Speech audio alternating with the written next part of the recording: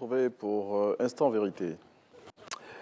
Plus grande ville de la Côte d'Ivoire, elle concentre à elle seule plus de 20% de la population du pays. Siège de la quasi-totalité des institutions administratives et politiques nationales, elle joue un rôle de premier plan dans la vie politique et économique ivoirienne. Tous ces atouts font d'Abidjan, puisque c'est d'elle qu'il s'agit, un pôle d'attraction qui attire les populations de toutes les contrées de la Côte d'Ivoire, des pays du continent et au-delà, situation qui, on l'imagine, occasionne des crises dans des secteurs tels que ceux du logement, des transports ou encore des infrastructures.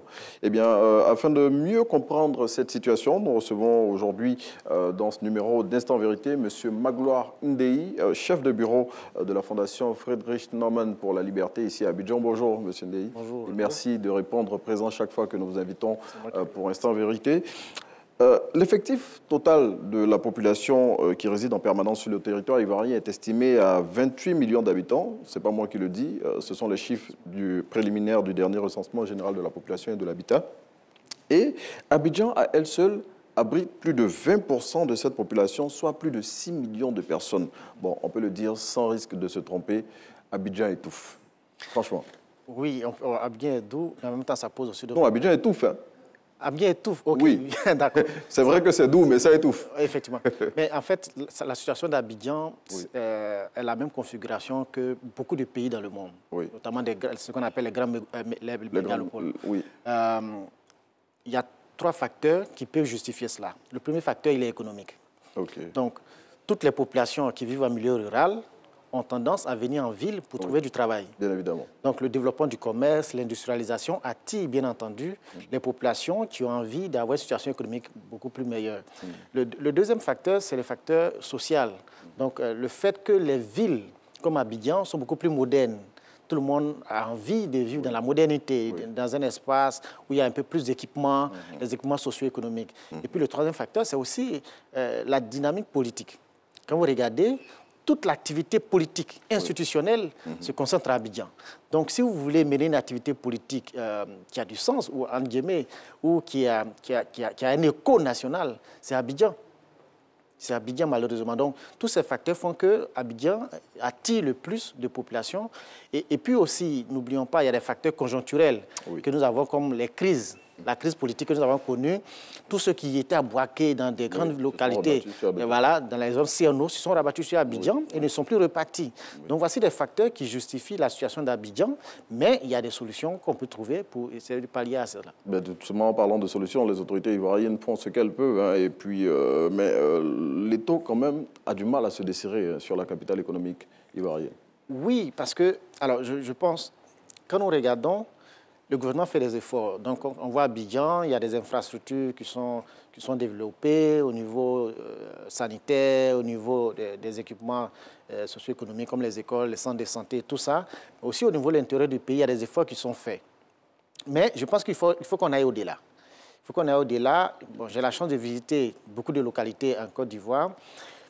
Ces localités manquent énormément d'équipements. Les écoles sont très loin. Oui. Il n'y a pas d'activité économique véritable en dehors du secteur agricole. Donc le secteur primaire qui se développe, mais le secteur secondaire et tertiaire ne se développe pas. Il n'y a pas d'industrie. Si vous partez en dehors de quelques villes, peut-être Bouaké, un peu... Oui, en dehors de cela. Donc il faut qu'on arrive à trouver une dynamique pour développer le commerce, pour développer les industries à l'intérieur du pays, de sorte à maintenir les populations sur place. Cela, on pourrait imaginer, par exemple, des facilités au niveau de la fiscalité, d'encourager des entreprises qui peuvent développer des entreprises, des industries, notamment dans certaines localités. Donc, on peut identifier, je dis n'importe quoi, 10 grandes régions économiques et encourager des entreprises, des industries à s'y installer, de sorte à maintenir dans des rayons beaucoup plus larges ces populations, au lieu qu'elles viennent tous à Abidjan. Bon, je crois qu'on est rentré de plein pied dans les solutions, mais avant d'y revenir, hein, l'une des conséquences de ce surpeuplement de la ville d'Abidjan, c'est la crise du logement qu'elle connaît depuis plusieurs années. Le déficit de logement, selon les chiffres officiels, est estimé à plus de 500 000, dont l'essentiel est à Abidjan. Et toujours selon les chiffres officiels, ce déficit croît d'environ 10% chaque année. C'est un véritable casse-tête chinois. Oui, non, oui, parce que même quand on regarde au niveau mondial, les rapports nous indiquent que la demande sera entre 5 et 10 millions par an en Afrique. 5 et 10 millions de demandes.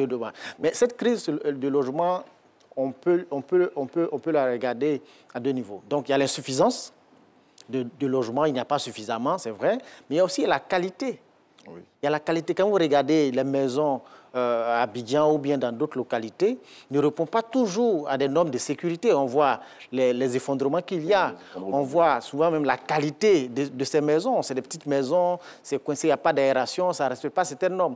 Donc il y a la qualité, il y a des lotissements qui se font sans tenir compte des règles d'urbanisation en matière d'accès à l'eau, en matière d'électricité, tout ça. Donc il y a l'insuffisance, mais il y a la qualité. Cela peut se justifier par plusieurs facteurs. Qu'aujourd'hui, le cadastre n'est pas toujours sécurisé. C'est-à-dire que le foncier n'est pas toujours sécurisé. Donc, des gens ont peur d'y investir. Je peux acheter un terrain, ce terrain est vendu à plusieurs personnes. Donc, il va falloir sécuriser ce terrain. On assiste à plein de situations de ce type-là, d'ailleurs. Et voilà, donc, c'est des facteurs qui peuvent justifier aussi le fait que des gens ne veulent pas investir. Ou ça prend du temps, l'investissement. Ça demande beaucoup d'investissement. C'est aussi des facteurs comme l'accès au foncier, au titre foncier, aux documents officiels, donc la lourdeur administrative. Il y a des gens que je connais ça fait 5 ans, ça fait 10 ans pour certains. Pour avoir un titre foncier, c'est difficile. C'est vrai que le gouvernement a dit qu'il fait des efforts en la matière, mais cela ne facilite pas l'investissement. Aussi, il y a la technologie de construction. Le monde évolue. Aujourd'hui, il y a des technologies plus avancées. Il va falloir qu'on se mette à jour de ces technologies. Il y a des maisons, j'ai vu dans des pays, des maisons peuvent se construire en 5 mois, en 6 mois. Voilà, ici, on a encore des matériaux de construction qui sont encore très anciens. Donc, il y a une dynamique dans le secteur pour qu'on aille plus vite et plus rapidement. En tout cas, on espère que toutes ces solutions seront apportées pour que l'offre de logement soit plus élevée, parce qu'il est compliqué pour les populations ivoiriennes de se loger. Et naturellement, la faible offre de logement a impacté les coûts des logements qui prennent l'ascenseur.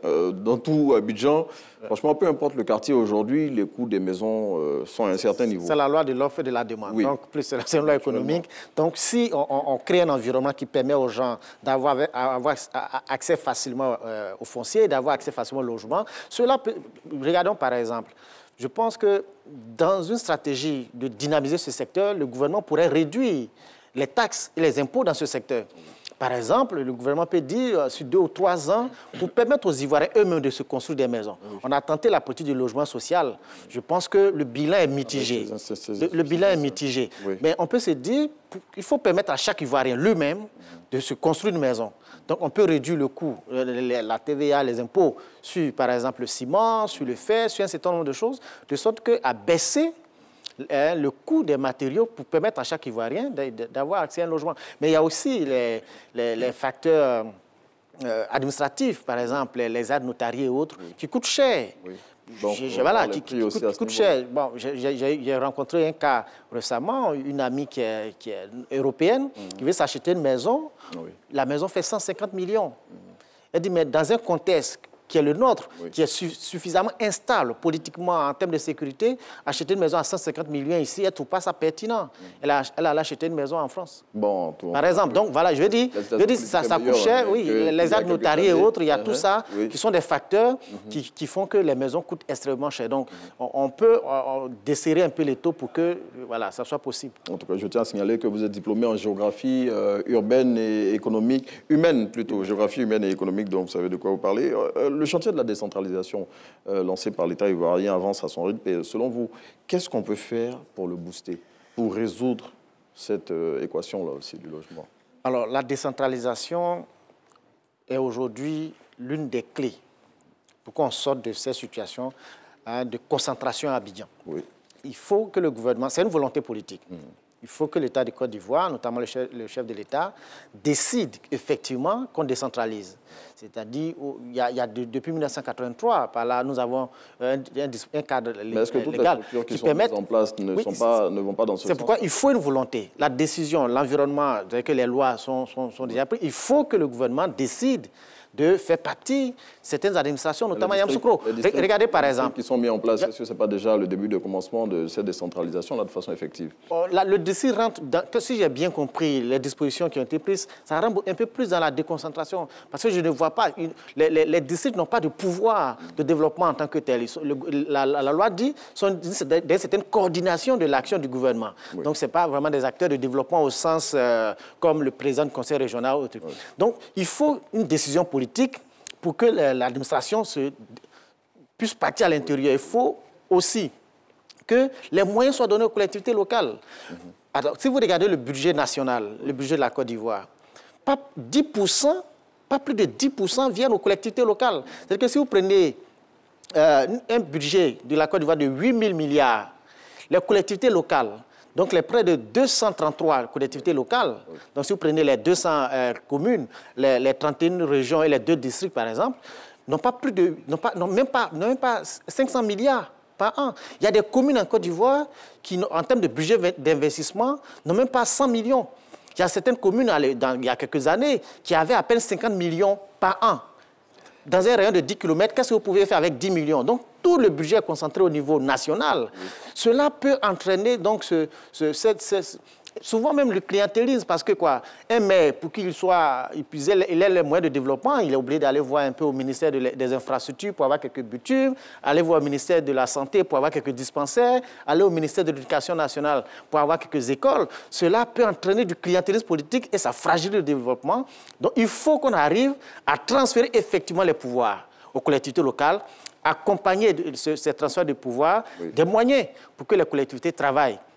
Autre chose, regardez par exemple, le chef de l'État en Côte d'Ivoire, nous avons le président des résidences à l'intérieur du pays, c'est une bonne chose. Mais peut-être on pourrait imaginer que certains ministères, comme le ministère de l'Agriculture, on peut délocaliser le ministère de l'Agriculture à Korogo.